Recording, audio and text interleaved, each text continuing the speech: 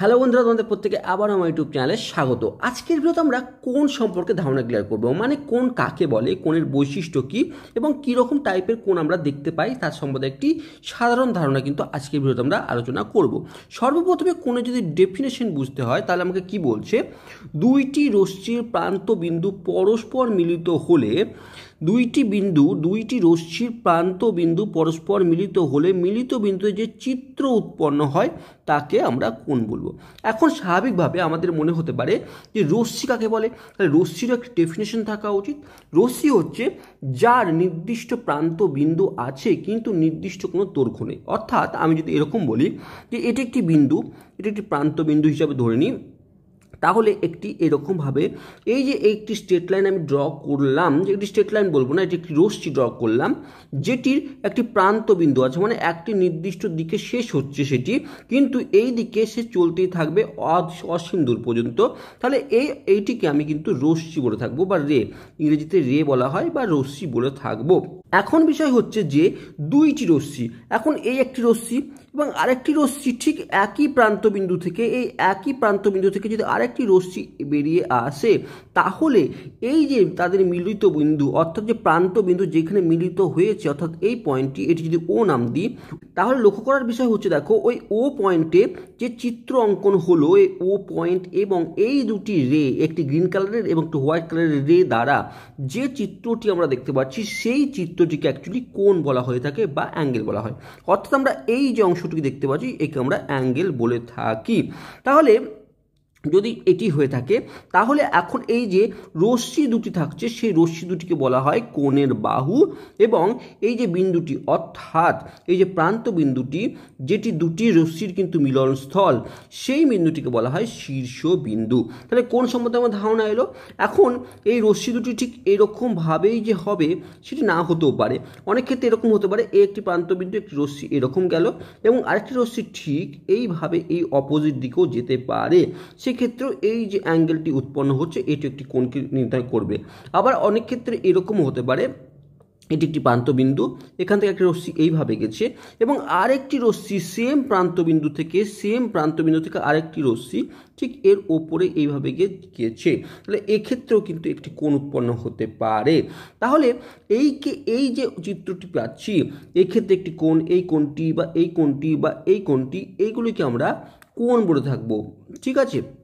এবং এই যে মিলিত বিন্দু বা মিলিত প্রান্ত বিন্দুটিকে আমরা বলবো এদের শীর্ষবিন্দু, আর এই রে দুটিকে আমরা বলবো সেই কোণের দুইটি বাহু। তাহলে আমরা এই কোণের যে বৈশিষ্ট্য, সেটি কি, কোণের যে বৈশিষ্ট্য সেগুলি হচ্ছে, প্রথম বৈশিষ্ট্য হচ্ছে একটি কোণের জন্য কমপক্ষে দুইটি রশ্মির প্রয়োজন। স্বাভাবিকভাবে এই একটি রশ্মি দিয়ে কখনো একটি কোণ তৈরি হতে পারে না, আমাকে আরেকটি কোণ হতে গেলে অবশ্যই আরেকটি রশ্মির কিন্তু অবশ্যই দরকার, মানে মিনিমাম কমপক্ষে দুইটি রশ্মির কিন্তু প্রয়োজন একটি কোণ উৎপন্ন হতে গেলে।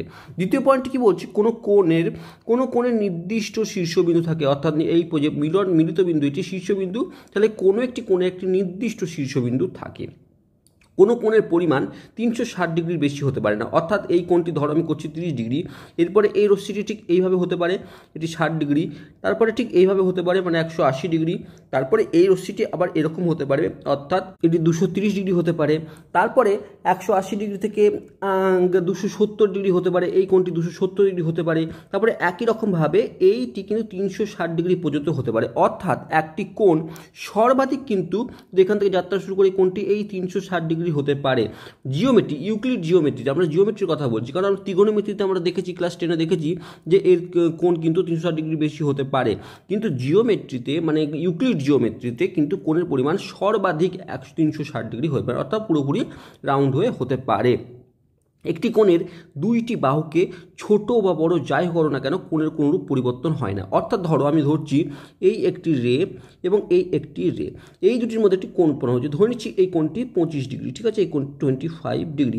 এখন এই রেটিকে যতই তুমি বাড়িয়ে দাও আর এই রেটিকে যতই তুমি বাড়িয়ে দাও, এই যে কোণটি, এই কোণটি একটু বড় দেখতে মনে হচ্ছে ঠিকই, কিন্তু এটি কিন্তু বড় হয়নি, এই কোণটি সেম কোণকে কিন্তু ডিরাইভ করছে। অর্থাৎ এই আমার যদি রে যতই বড় হোক না কেন, কোণের কোনরূপ পরিবর্তন হয় না। যদি কোণের পরিবর্তন হতে হয় তাহলে এদের মধ্যে ডিস্টেন্স বাড়াতে হবে, অর্থাৎ এই বাহু রশ্মিটির সঙ্গে এই রশ্মিটির মধ্যে দূরত্ব বাড়াতে হবে। অর্থাৎ আমাকে আরেকটি রশ্মি যদি এই রশ্মিটি যদি বেড়ে এতটুকু হয়, অর্থাৎ ডিস্টেন্স বেড়ে যায়, এদের মধ্যে ডিস্টেন্স মানে এই রশ্মিটির সঙ্গে এই রশ্মিটি যদি ডিস্টেন্স বাড়ে তাহলে কিন্তু কোণটিও কিন্তু বৃদ্ধি হবে। এটি কিন্তু আমাদের 5 নম্বর বৈশিষ্ট্য কিন্তু বলল।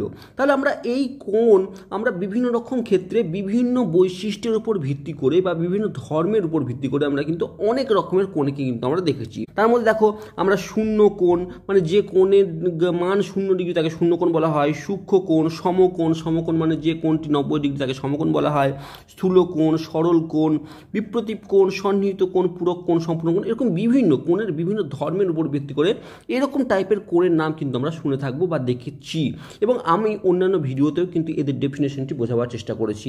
যদি ভিডিওটি ভালো লাগে থাকে অবশ্যই চ্যানেলকে সাবস্ক্রাইব করো, আর এরকম ভিডিওর জন্য অবশ্যই কমেন্টস করো। Thank you for watching.